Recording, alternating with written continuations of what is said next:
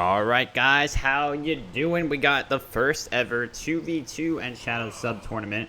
This time around, obviously, the stakes are the same. Gem prizes are about the same. There's no fourth place winnings, but Hi-Rez was cool enough to offer the same prizing for first, second, and third as they always do.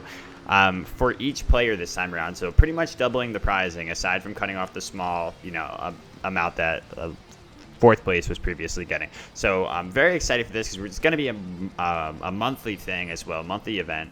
If you're into 2v2, definitely check it out. Only one member of the team has to be subbed for this to, to make a team. So it opens up the door for a lot of people that, can't sub or just, don't sub for whatever reason. And I think it's going to be really exciting. A new kind of, fresh change of pace. This will not, this will only take the place of one tournament a week. So if you're not into 2v2, of course, keep that in mind. But we're joined here by Maserites, as always. Hello, how's it going? And we've got Hatmaster and his teammate, who's actually his brother, I believe he said last I spoke to him, Define Pride. And that's pretty hype because these guys are playing with, the least latency of all time with each other. You got that sibling synergy right there. As well as playing off the same router. I mean, but although to be playing off the same router, you probably incur more lag too, right? Because you're both getting that strain. Whoa, crazy. Oh my god, so much damage. And look at Mayhem just going in. Does not care. He realizes that the mana and health are very low on the enemy team. Hatmaster, that might be a dead man. Yep. And that's it. And that's the power of Hebo that we see right there. I'm so surprised to see him get through because Hebo is very well known as one of the best gods in this game mode. Oh my god, another kill picked up for the blue team that quickly. Yeah, Hebo known to be one of the best 2v2 gods, just as well as being one of the best 1v1 gods. I would imagine one of the best 3v3 as well, though I'm not too well versed on 3v3. And yeah, he definitely is a very strong player. Yeah. So in these types of engagements, when he's not like very easily ganked, anything that keeps him back in Conquest, or one of the only major thing that keeps him back in Conquest, is eliminated. And he's just such a powerhouse. So surprised to see it get through when Kali and Afro are auto banned in this event. That's what we went with this time around, so that people could ban stuff out like the Hebo, and then hopefully ban out some flavor bans as well, and counter picks to their own compositions. So yeah, agreed completely. Hebo's a very strong pick, and I wanted to see them really pick on his Hebo early. They've got a very strong early game comp, Ymir, Naja, very easy to snowball, but with the first blood and the second kill going to Team Hebo, Team Eerie King, it's going to be very scary. Like, it's going to do a lot of damage, even more in the late game. Yeah, and the Ravana just offers such an amazing front line, so versatile too, in his ability to get in and out. They managed to steal away that blue buff, which is very good for them. Yeah, no, a good response from them. They're definitely not out of this. Ravana is going to, fall off a little bit as it goes on, but he's going to mostly be looking to be tanky, I would imagine. We're going to see how Mayhem builds this, but with him just being that powerful front line, who's also incredibly hard to kill, and then you have Hebo just piling on the damage from afar, it's going to be difficult. But very notably, Hatmaster actually got his signature Ymir. It's like his god here. And he's got like, as we saw, I think he's had like level 50 or something, Ymir. And it's just, yeah. Oh, another big engagement just going their way. Yeah, just the knockups from Hebo being the perfect starter for Ravana to run down the enemies, and it's just perfect combo, perfect play, and just able to shut them down. Yeah, I think it's largely because neither of the characters they picked have strong escapes either. I mean, you're looking at a Ymir who has one of the worst escape potentials in the game.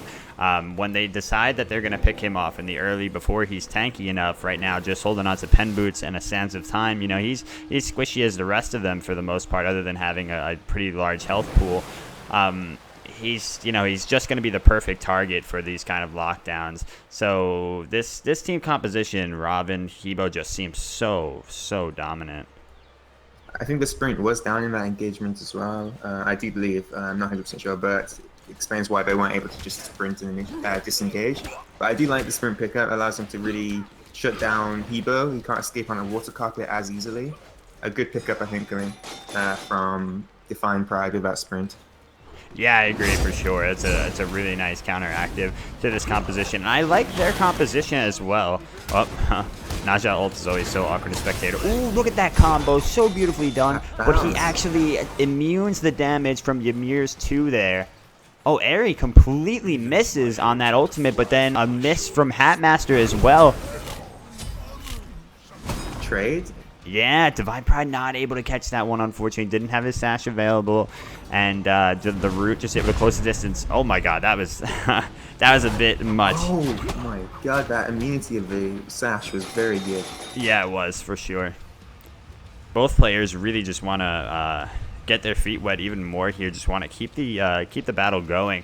2v2 is such like a high energy kind of environment. I've been playing a couple more of them lately to just like mess around with it in customs, and occasionally I'll play it with Omega too, the you know, the old solo laner from COG, and it's such a blast. I encourage anybody to try out this game mode and actually just you know, mess around with it, whether you're playing it casually or competitively. It's a really good time. So having a look at the builds, it looks like Hebo's going into the Warlock Sash. He's going for that late game, which makes sense. He's playing the Hebo. Late game is going to be blowing everyone up. On the other hand, the Naja looks like he's going for a tankier build. He's going for those tank boots. And the Ymir is going for the damage. It looks like he's starting to a Polynomicon there. So I think that kind of just describes what team dynamic they're going for. They're trying to get the damage on the Ymir. Oh, did he really just steal that? Yeah, he did, yeah. And they bounced, and that insane bounce from Naja was crazy. They're doing so much damage to them. They're fighting back really well for a team that is behind 4 kills. Yeah, they are. They're playing very well, but you got to remember as well, this is their time to shine. This is the strength of their characters in the early game. They will fall off a little bit as the game goes on, and whereas Hebo, that's where he excels, so... That is true, but the Raven also kind of falling off. But I mean, like I was saying, as just like a damage absorb kind of guy, maybe not falling off so much in that kind of role. Yeah, if he was going for the pure damage type of role, it's different. But yeah, you're right. In this case, I don't think the Raven falling off late game is going to be such a big deal. Yeah, his damage will fall off, but he'll still be tanky if he does decide to go into supported. Oh, Eri actually, oh, I can't get down to see them, but Hatmaster, what a beautiful combo. Again, you can tell these guys are brothers because, like we were saying, that synergy is so beautiful. Oh, I think he's going to be able to take him out. Oh, no, wasn't able to get the water cannon out in time. Could have made it a trade, a trade for his own life at least, and taken out Divine Pride, but no, very well coordinated from the brothers here. Those Ymir also hurts, man. You don't want to mess with Ymir. Oh my god, He'll hit you with his violin or whatever it is. Yeah. Is it a cello, actually? I think I was going to say it's a cello. I think so. Okay, I don't want to sound pretentious. Close. It's a string instrument. Yeah, really nice play coming out from the Brewers. Yeah, and I really like their team composition, just combo. You can tell they really drafted their picks around a strong ultimate combo, given that Naja's got that sick ultimate, bringing them into the air for, you know, that set amount of time, and given that Hatmaster knows exactly when they're going to come down, he charges up the ultimate as they go into the air. As soon as they come down, instant burst from the full damage of Ymir, and that is so much. As you see, he rushed a Polynomicon. It's not something you see very often on anyone, really, just first item poly, because it scales off of your overall power, so you generally don't look to pick that up until a little bit later on, but especially, you know, get maybe some health items on or something, but it looks like Naja's fulfilling a little bit more of that tankiness in the beginning with the shifters. Although we see oh wow, oh, another big pick. Really nice play, perfect synergy. Again, yeah, just really every single time they know how to get these picks off. Good juke coming out from Muffin Mayhem to avoid that sash, but it's going to back on home, and it looks like a lot of damage is going to be done to this tap. It is so hard to spectate Naja, man, when he ults. It's like, it's a mess. Know, right? I have to immediately, I have to tab into another person very quickly. Sorry, you guys, that I'm having issues with getting that. blue buff stolen away as well, and this is looking, despite the very weak start, it's looking very strong for Team Red over here. Yeah, you know, I feel like what's really happening here is while there is a strong presence of meta on the on the blue team here, you can see that this team of NShadow Ymir is just so comfortable with each other, know exactly what their game plan is, they know what they want, and they seem to have been playing together for a while. Like I said, they are brothers, so I would not be surprised that they've run some 2v2s in the past, and it's quite enjoyable to see how even a team like this can overcome, you know, an enemy composition that should win on paper just through sheer teamwork alone. For sure. It looks like Kibo's going into defense as well. It looks like maybe a Spirit Robe or a Mantle of Discord, perhaps. I'm not 100% sure what he's going for, but that will delay his damage. He's going for a Warlock Sash as well, which is a very late game item. So he's going to struggle a little bit in the damage department, especially since NShadow especially is going for a really defensive build. For a moment, he may struggle. Yeah, no, it's questionable that the Hebo... Oh, see that? Oh, yeah, nothing, absolutely nothing. And so well followed up by Divine Pride. Wow. Really good play. They did expend 2 ultimates into that very low Hebo, though, but I doubt there's enough that Mayhem could do here. Oh, completely whiff freeze, but a great wall to make up for it. Yeah, great wall. The poly is hitting hard, man. With the Frostbound passive, it's just hitting for an insane amount of damage. And I love that Stone of Gaia pickup, because as we were pointing out in the beginning, the knockups from Hebo were really the big difference for Ymir, interrupting him so often whenever you wanted to go in. That instant knockup before before Ymir's freeze can hit or Glacial Strike can hit, before he can really get anything online, is such a big deterrent. But now that he's got this item, he can more freely go in every time, you know, as long as the passive is still up for it. And how long does that passive last? 90 seconds. Okay, so yeah, it's just got to be careful about the timing on that, but just giving it once every 90 seconds is very strong indeed. Agreed. Definitely stops Hebo from being able to peel for himself. And apart from the knockup, what else do they have in terms of CC? They have a root from Ravana and some slows, which are very easily cleansed by the sprint. They have literally no CC with external guys aside from that root. Very hard for them to self-heal. Yeah, this definitely. Phoenix is getting aggressed on. Oh, ult does miss. Okay, first ult that we've seen that was really a big whiff for Defined Pride. Let's see if it costs them, because they are in a little bit of an awkward position here, but no, the Phoenix is disabled for quite a little while, so they'll be able to take it down regardless. They're just so tanky as well. So much, like, there's not enough damage coming out from his Hebo. He's tickling them. Yeah, I really don't understand this Hebo build. What is this ultimate? I have no idea. Hatmaster just walks in, lays down the ult, and everybody just kind of walks out. You know what? Maybe he was... No, I don't know. I was going to say maybe he was expecting the NShadow ult, but it was definitely down, and he used it even before the NShadow. You know, before the NShadow ult would have been out, so the timing would have been off as well. Maybe just a rare flub there.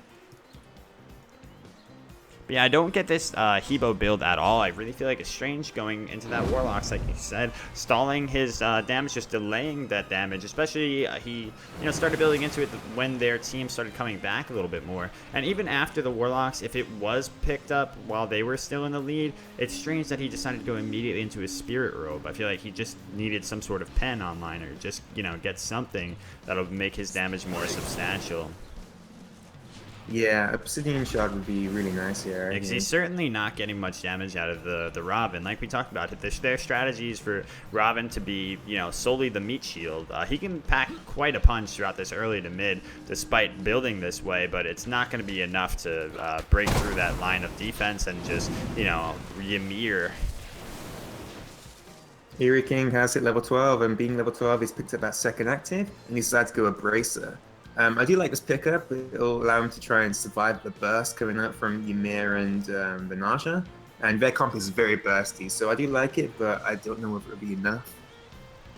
Yeah, I do like the Bracer as well, given that there's no need for the enemy team to go anti-heal, really. Robin with the slightest bit of heal on his 3.